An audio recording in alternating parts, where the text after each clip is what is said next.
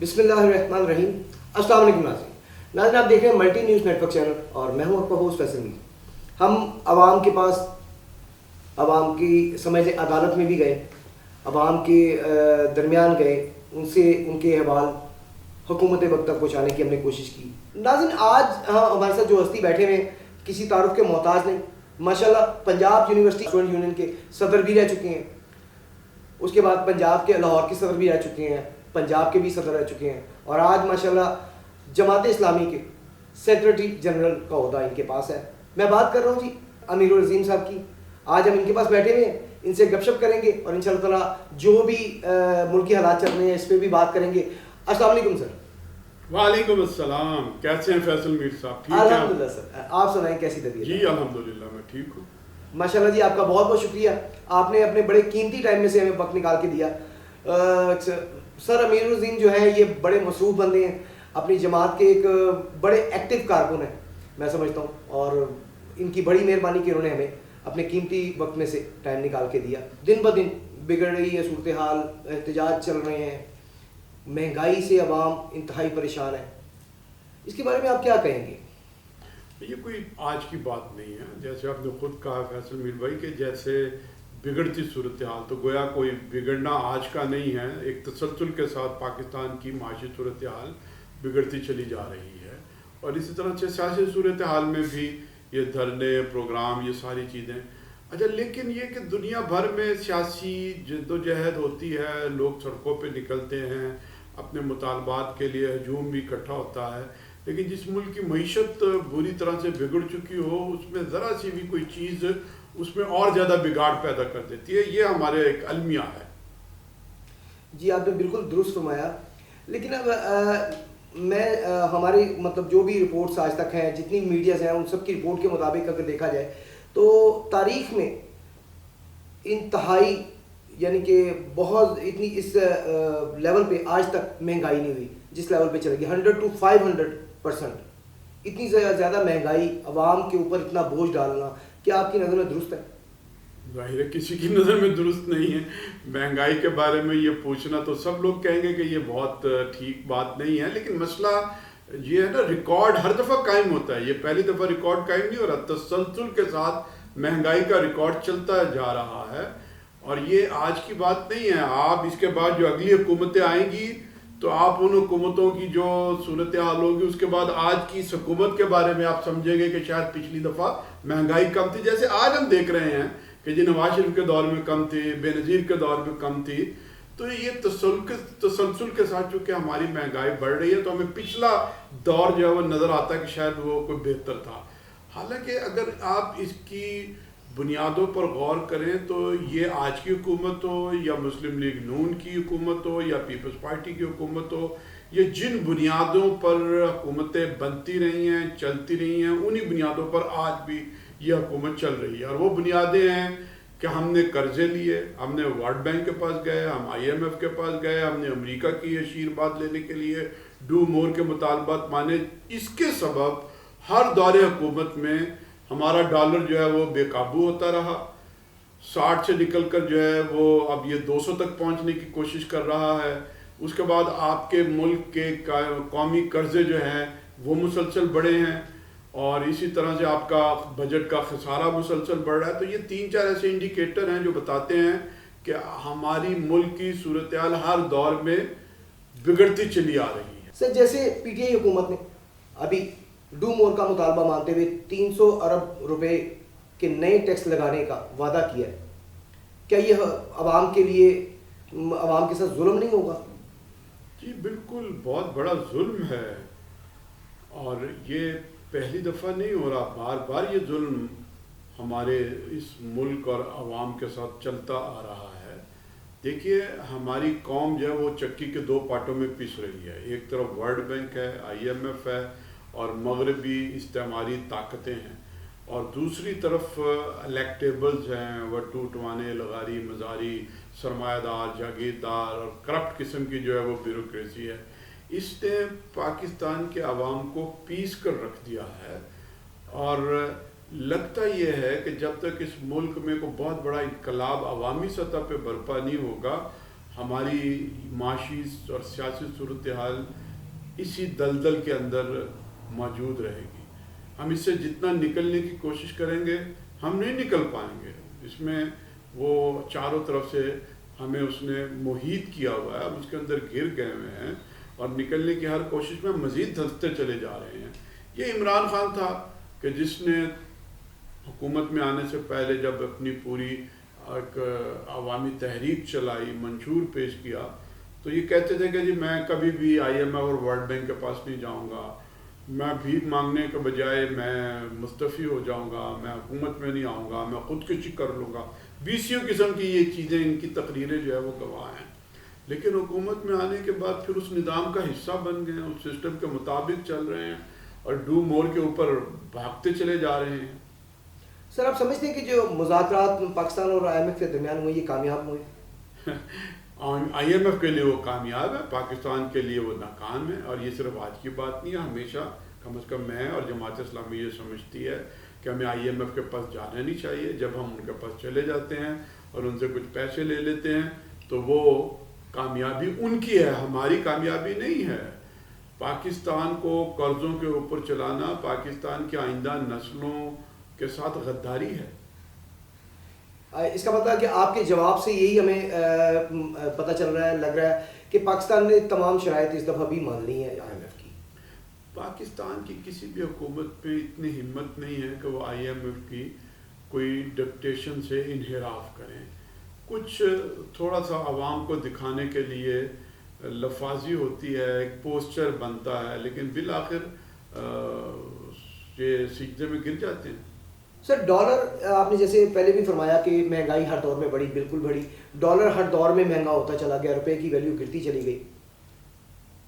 اس دفعہ ریکارڈ ہو گیا ڈالر اس وقت جس بلند ترین سطح پہ چلا گیا مہنگائی کی. اس کا ذمہ دار آپ کی نظر میں کون ہے؟ حکومت ہے, اس میں تو کوئی دوسری رائے نہیں ہے. اور حکومتوں نے یہ جو کرتوت ہیں ایسے یہاں پر آنے کے بعد دکھائے ہیں کہ ڈالر اب بے قابو ہو چکا ہوا ہے. لوگ تو اب پریڈکٹ کر رہے ہیں کہ اگلے سال یہ 200 روپے تک پہنچ جائے گا. حالانکہ بنگلہ دیش میں وہاں کی جو ٹکا ہے وہ ہم سے کہیں زیادہ مضبوط ہو گئی ہوئی ہے, انڈین کرنسی ہم سے زیادہ مضبوط ہے. ایک وقت میں جب پاکستان ورلڈ بینک اور آئی ایم ایف کے پاس نہیں گیا تھا تو پاکستان کا روپیہ مضبوط تھا. لیکن جو ہم اپنی معیشت کو دوسروں کے سہارے پر چلانے کی کوشش کرتے رہے ہیں, اس نے ہمیں یہ دن دکھائے ہیں کہ ہم کسی بھی چیز کو کنٹرول نہیں کر سکے. سر اشیاء خرد و نوش میں دن بہ دن مہنگی ہوتی جا رہی ہیں. ایک غریب آدمی کے لیے ایک وقت کا کھانا بھی پورا کرنا اپنی فیملی کے لیے مشکل ہوتا چلا جا رہا ہے. کیا آپ سمجھتے ہیں کہ یہ حکومت بھی مہنگائی کو کنٹرول کرنے میں ناکام ہو گئی ہے؟ مگر ہم اب تک جتنی بھی گفتگو کی ہے تو حکومت کی ناکامی تو ہر میدان کے اندر رائٹنگ آن دا وال, کوئی دوسری اس میں رائے نہیں ہے, اور بڑی بری طرح سے ناکام ہوئی ہے. صرف ناکام نہیں ہونا, بہت بری طرح سے کلین بولڈ ہونا. اور اس میدان کے اندر کسی کو اتنا خیال نہیں تھا کہ یہ دن ہمیں دیکھنے پڑیں گے. توقع تھی کہ ٹھیک ہے ناکامی تو ہوگی لیکن اتنی بڑی ناکامی نہیں ہوگی کہ جس کے نتیجے میں غریب جو ہے وہ غریب تر ہو جائے اور ایک بڑی تعداد نوکریوں سے محروم ہو جائے, لوگوں کے روزگار ختم ہو جائیں اور لوگوں کے لیے آٹا, چینی, دال, پیٹرول حاصل کرنا, اپنی زندگی کی ضروریات کو پورا کرنا جان جوکھوں میں ڈالنے والی بات بن جائے. اس کا تصور اور خیال نہیں تھا. یہ ضرور تھا کہ یہ حکومت کامیاب تو نہیں ہو سکے گی چونکہ یہ بھی سرمایہ داروں اور جاگیرداروں اور مافیاز پر مشتمل ہے. وہ مافیا جو شوگر مافیا ہے, آٹا مافیا ہے, جو اس طرح کے سکینڈلز کے اندر جو اپنے پیسے بناتا ہے, یہ ساری چیزیں ہمیں نظر آ رہی تھی. لیکن یہ کہ یہ اس حد تک پہنچا دیں گے اس کا شاید ہمیں اندازہ نہیں تھا. جی آپ نے بالکل صحیح فرمایا, واقعی میں اس کا اندازہ واقعی میں کسی کو نہیں تھا. سر آپ کی نظر میں پی ٹی آئی حکومت کے فیل ہونے کی پیچھے کس کا ہاتھ ہے؟ کون سے ایسے عناصر ہیں جن کی وجہ سے یہ حکومت کامیاب ہو نہیں پا رہی ابھی تک؟ ایک بات تو یہ ہے بے برکتی ہے, یہ کہتی کچھ ہے اور کرتی کچھ ہے. لوگوں سے ووٹ لینے کے لیے وعدے دل فریب کرتی ہے، اور ووٹ لینے کے بعد اس نے یو ٹرن لینے شروع کر دیا، اور اس یو ٹرن کے اوپر بھی بڑے فخر سے اظہار کرتے ہیں کہ یہ ایک بہادری اور جرت ہے۔ یہ جو منافقت ہے اس نے بے برکتی پیدا کر دی ہے، اور آئندہ بھی یہ رہے گی۔ دوسری بات یہ ہے کہ اس پارٹی کے اندر کوئی نظم و ضبط نہیں ہے، کوئی تنظیم نہیں ہے۔ اگر کوئی پارٹی ووٹ بینک رکھتی اور ووٹ بینک کے ساتھ وہ ایک پوری چین بناتی کارکنوں کی اور پھر لیڈرز کی، اور پھر وہ کوئی ڈیلیوری کی طرف جاتی تو کچھ نہ کچھ چیزیں حاصل کر پاتی۔ تو یہ تو پرانے وزیروں پر اعتماد کر رہے ہیں۔ آپ ان کی کیبنٹ دیکھ لیں، حالانکہ عمران خان نے کہا تھا کہ میں بہت کم کیبنٹ کے ارکان لوں گا، لیکن یہ کہ وہ مطلب 50 سے اوپر کراس کر چکے ہوئے ہیں، مشیر اور وزیر ان ساری چیزوں کو شامل کریں۔ پھر وہ سارے لوگ جو پہلے پاکستان کو لوٹتے رہے ہیں، فواد چودھری کہاں تھا، باقی آپ ان کے ارد گرد دیکھیں، سب لوگ شیخ رشید اور ترین، اور یہ بالکل وہ لوگ ہیں جو پچھلی حکومتوں کے اندر بھی ڈاکہ زنی کرتے رہے ہیں، شب خون مارتے رہے ہیں، بہتی گنگا میں ہاتھ دھوتے رہے ہیں، آج عمران خان کے ساتھ موجود ہیں۔ تو ٹیم نہیں ہے، ایک کیپٹن صرف نیا ہے اور وہ بھی اناڑی نکل آیا ہے۔ تو ظاہر ہے کہ ملکوں میں جمہوریت اگر کوئی فلاح بہبود دیتی ہے کسی ٹیم ورک کے نتیجے میں دیتی ہے، کسی ایک فرد کے اوپر نہیں دیتی ہے۔ اگر ایک فرد بالکل ٹھیک ٹھاک بھی ہو لیکن اس کے دائیں بائیں آگے پیچھے کرپٹ لوگ ہوں اور مفاد پرست ہوں اور سرمایہ دار ہوں تو یقیناً پھر اس کا نتیجہ یہی نکلے گا جو آج ہم دیکھ رہے ہیں۔ جی آپ نے بالکل صحیح فرمایا۔ مجھے عمران خان صاحب کی ایک ڈائلاگ یاد آتا ہے کہ انہوں نے یہاں اس سیٹ پر بیٹھنے سے پہلے اعلان کیا تھا کہ میں ریڑھی بان لے لوں گا، میں تندور سے بندے اٹھا لوں گا، میں چھوٹی دکانوں سے بندے اٹھا لوں گا، نیچے سے طبقہ اوپر لے کر آؤں گا، لیکن میں ان سیاستدانوں کو اپنے ساتھ نہیں جوڑوں گا۔ ایک جگہ پہ انہوں نے یہ بھی کہا تھا کہ شیخ رشید جیسا سیاستدان اللہ پاک کسی کو نہ دے، لیکن انہوں نے آج انہی سیاستدانوں کو اپنے ساتھ جوڑا ہوا ہے۔ بجلی کی قیمتوں میں دن بہ دن اضافہ ہوتا چلا جا رہا ہے، یعنی کہ میں یہ کہنے میں غلط نہیں ہوں گا کہ عام انسان کے شاید گھر پہ اب بجلی بھی نہ آ رہی ہو، شاید کئیوں کے میٹر کٹ چکے ہوں، جتنی مہنگی بجلی ہو گئی ہے، کیونکہ ایک نارمل طبقے کا بندہ اپنا گھر چلائے یا بجلی کے اتنے مہنگے بل دے۔ اب جیسے سردیاں آ رہی ہیں، اس میں سوئی گیس کا جو ہے وہ بحران بھی شروع ہو جائے گا۔ تو اسے آپ کس نظر سے دیکھتے ہیں؟ دیکھیے اگر ہم جائزہ لیں، جب وابڈا ایک تھا، بجلی پروڈیوس بھی کر رہا تھا، آگے سپلائی بھی کر رہا تھا، سارا کچھ تھا، تو اس کا ایک بوجھ جو ہے وہ معیشت پہ اتنا زیادہ نہیں تھا۔ پھر ان لوگوں نے کمپنیاں بنا لی، وابڈا کو الگ کر دیا، پھر انہوں نے مختلف طرح کی لیسکو اور فیسکو اور اس طرح کی کمپنیاں بنا لی، پھر ٹرانسمیشن کے لیے ایک الگ کمپنی بنا لی۔ یہ جو بیوروکریسی کا بوجھ ہے اس نے بھی ایک بہت بڑا بجلی کی قیمت میں اضافہ کیا ہے۔ پھر اس میں کرپشن ہے، ہر جگہ پر کرپشن ہے۔ پہلے ایک ڈپارٹمنٹ کرتا تھا، اب چار جب کرپشن کے معاملات چلائیں گے تو ظاہر ہے بجلی مہنگی ہوتی چلی جائے گی۔ پھر تیسری چیز یہ ہے کہ ہم نے بجلی کو پروڈیوس کرنے کے لیے کچھ لوگوں کو فائدہ دیا۔ بے نظیر نے بھی اپنے دور کے اندر رینٹل پاور ایگریمنٹس وغیرہ کیے، پاور ہاؤسز کے ساتھ ان کو بھیجا، ان کی شرطیں جو ہے نا وہ مان لی، اور ان کو اربوں روپے قومی خزانے سے لے کر ان کو نواز دیا گیا۔ تو ہمارا یہ خیال تھا کہ یہ حکومت آنے کے بعد ان پوری چیز کو ریورس کرے گی، کورٹس کے اندر جائیں گے، ان معاہدوں کو ٹھیک کرنے کی کوشش کریں گے۔ لیکن میری معلومات کے مطابق ابھی ریسنٹلی کوئی تقریباً 4 مہینے پہلے موجودہ حکومت نے ایک بہت بڑا یہاں انڈسٹریلسٹ گروپ ہے، اور اس کی پاور جو پروڈیوس کرنے والے پروجیکٹس ہیں ان کی جو کیپیسٹی ہے ان کو انکریز کر دیا۔ اگر وہ پہلے 30% ان سے آپ پیسے لیتے تھے اور مہنگی بجلی وہ دے رہے تھے، ان کی لمٹس کو 50% تک جو ہے نا وہ بڑھا دیا گیا۔ اب گویا آپ ان سے بجلی لیں یا نہ لیں، آپ نے 50% پیسے جو ہے وہ ان کو لازمی دینے ہیں، اور یہ اربوں روپے میں بنتے ہیں۔ تو اس کا بوجھ جو ہے وہ یقیناً کنزیومر کے اوپر پڑ رہا ہے۔ ایک طرف سے مطلب ایک بہت بڑے سرمایہ دار کے گھر میں تو پیسہ پہنچ گیا، لیکن اربوں لوگوں کے گھروں سے، یعنی کروڑوں لوگوں کے گھروں سے جو ہے نا وہ اربوں روپے نکل کر اس سیٹ تک جو ہے نا وہ پہنچ گئے۔ کمپنی فائدے میں چلی گئی لیکن قوم جو ہے وہ نقصان میں جا رہی ہے. یہ پہلے بھی ہو رہا تھا اور اب اس حکومت کے درمیان بھی یہی چیز ہو رہی ہے. سر ایک سوال میرے ذہن میں اسی کو لے کے آتا ہے کیونکہ آپ جس جماعت کے ساتھ اس وقت چل رہے ہیں جڑے ہوئے ہیں وہ ایک اسلامی جماعت ہے, جماعت اسلامی.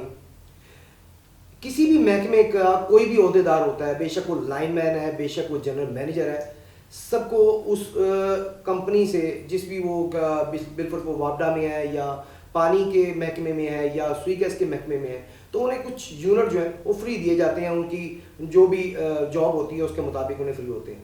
تو اس کا بوجھ جو ہے وہ باقی عوام پہ ڈال دیا جاتا ہے کیونکہ وہ کمپنی اپنے جیب سے تو نہیں دے گی, تو آبویسلی وہ عوام پہ بوجھ ڈال دیا جاتا ہے. کیا اسلام میں اس کی اجازت ہے کہ ایک بندے کا بل آپ دوسرے بندے سے لیں؟ اب میرا خیال ہے کہ اگر آپ مجموعی بلوں کے حوالے سے اور بوجھ کے حوالے سے جائزہ لیں گے تو یہ بہت ایک چھوٹی سی ایک فیکٹر ہے, بہت چھوٹا سا جو ہے نا وہ معاملہ ہے. آپ ان کو کمپنسیٹ کر سکتے ہیں, یہ ہر محکمہ کرتا ہے کہ جی ٹرین والے کہتے ہیں کہ جی ہم آپ کے ٹکٹس جو ہے نا وہ ریلوے کے ملازمین اور بچوں کے لیے جو ہے وہ یہ سہولتیں, تو کچھ سہولتیں مختلف ڈپارٹمنٹس دیتے ہیں. آپ اگر محکمے کی صورتحال کچھ اچھی نہیں چل رہی تو آپ ان سہولتوں میں کمی بیشی کر سکتے ہیں, لیکن ان کو اگر برقرار رکھنے میں کوئی حرج نہیں ہے. یعنی ایسا نہیں ہے کہ ان کا بل جو ہے وہ میں دے رہا ہوں ان یونٹس کا جو میں خرچ کر رہا ہوں, لیکن وہ یونٹس اتنے مہنگے کر دیے گئے ہیں کہ جو میری جیب سے بہت نکال دیے گئے ہیں. تو زیادہ توجہ جو ہے وہ حکومت کو لائن لاسز کے اوپر توجہ کرنی چاہیے, کرپشن کے اوپر توجہ کرنی چاہیے, اور بجلی پروڈیوس کرنے والے جو پاور پروجیکٹس ہیں ان کے جو معاہدے ہیں ان کے اوپر اثر نو نظر ثانی کرنی چاہیے. اور پھر سب سے زیادہ جو ہے وہ سستی بجلی پیدا کرنے کے لیے مسلسل کوششیں کرنی چاہیے. آخر ہمارے پاس نیوکلیئر ٹیکنالوجی ہے تو ہم نیوکلیئر الیکٹریسٹی جو ہے وہ کیوں تیار نہیں کرتے, ہم اس کے ذریعے بجلی پروڈیوس کیوں نہیں کرتے. ہمارے پاس پانی بڑا وافر ہے, دریا ہیں, ہم کیوں نہیں ڈیم جو ہے نا وہ بناتے. تو یہ وہ چیزیں ہیں جس کی طرف توجہ دینے کی ضرورت ہے. بلوچستان کی طرف آ جاتے ہیں, کیا بلوچستان کی سیاست ملک کی سیاست پہ اثر انداز ہوگی؟ بلوچستان میں جو کچھ بھی ہو رہا ہے وہ قومی سیاست کا ایک نقشہ ہے. جوتیوں میں دال بٹ رہی ہے, اوپر بھی بلوچستان کے اندر بھی. اور اثر انداز ہونا تو ایک طرف میرا یہ خیال ہے کہ ایک دور ہوتا تھا کہ جس میں اسمبلیاں ٹوٹتی تھیں. اب پچھلے کچھ عرصے سے عدم اعتماد, ڈسکوالیفیکیشن, اسمبلیاں قائم رہتی ہیں, وزیر اعلیٰ اور وزیر اعظم یہ فارغ ہوتے چلے جاتے ہیں. تو میرا خیال یہ ہے کہ یہ چیز آئندہ صوبہ پنجاب میں بھی آ سکتی ہے اور مرکز میں بھی پہنچ سکتی ہے, چاہے وہ عدم اعتماد کی صورت میں ہو یا ریزائن کی صورت میں ہو. کچھ اکھاڑ پچھاڑ مجھے لگتا ہے کہ قومی سیاست کے اندر جو بلوچستان سے شروع ہوا ہے وہ ختم نہیں ہوگا بلکہ آگے بڑھے گا. سر ہم آ جاتے ہیں آپ کی جماعت کی طرف. جماعت اسلامی ایک اسلامی جماعت ہے, اس میں ماشاءاللہ علماء کرام ہیں کافی.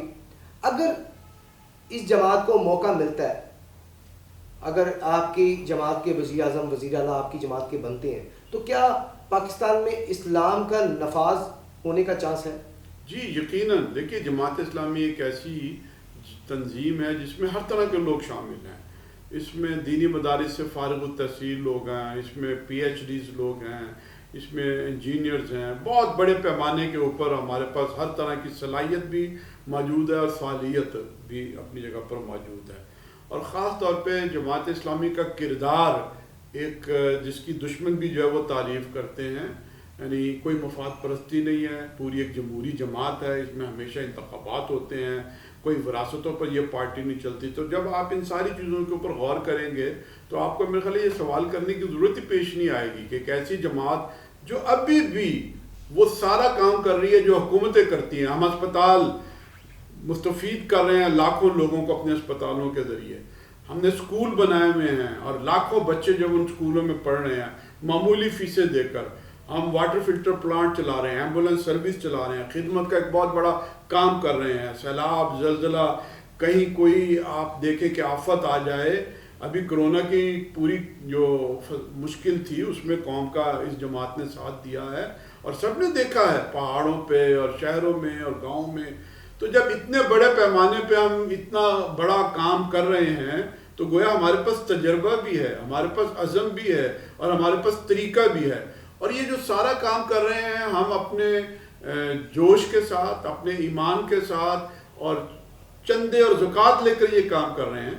لیکن اگر اسی جماعت کے ہاتھوں میں قومی خزانہ آ جائے تو یقیناً ہم بہت بڑے پیمانے پر عوام کی خدمت بھی کریں گے اور اسلام کو ایک قابل عمل نمونے کے طور پر پوری دنیا میں پیش کر سکیں گے انشاءاللہ.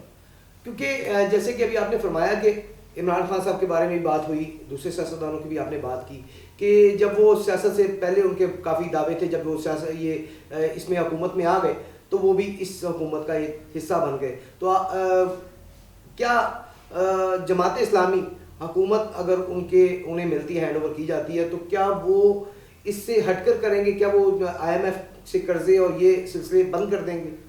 جی یقیناً, بالکل, اس میں کوئی دوسری رائے نہیں ہے.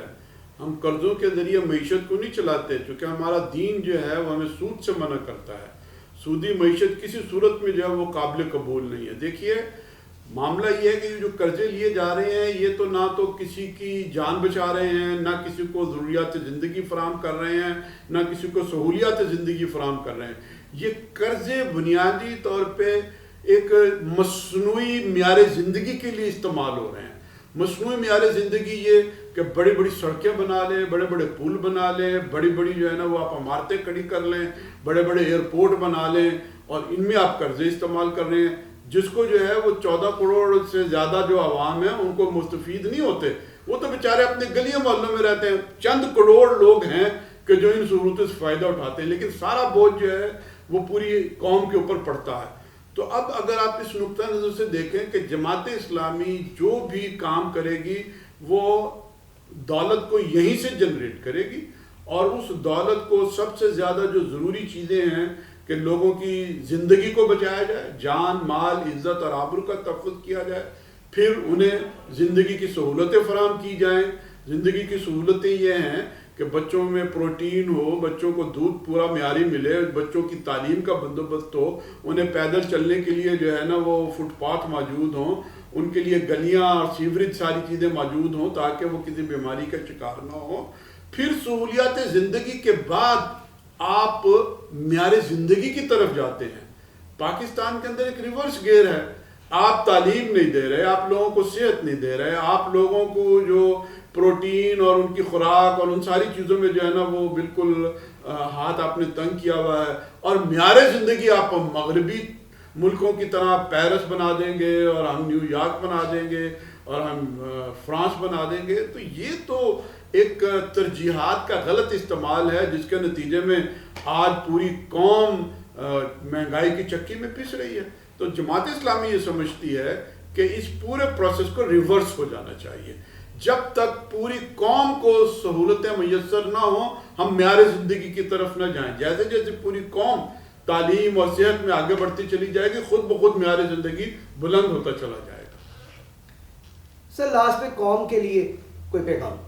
قوم کو یہ کہنا ہے کہ انہوں نے ہر طرح کی پارٹیوں کے نعروں کو سن لیا, پھر ان پارٹیوں کے کرتوتوں کو دیکھ لیا, ان کے عمل کو بھی دیکھ لیا, اور یہ بھی دیکھ لیا کہ پوری جو ہماری جمہوریت ہے وہ چند سرمایہ دار اور مفاد پرست خاندانوں کے اندر گھری ہوئی ہے.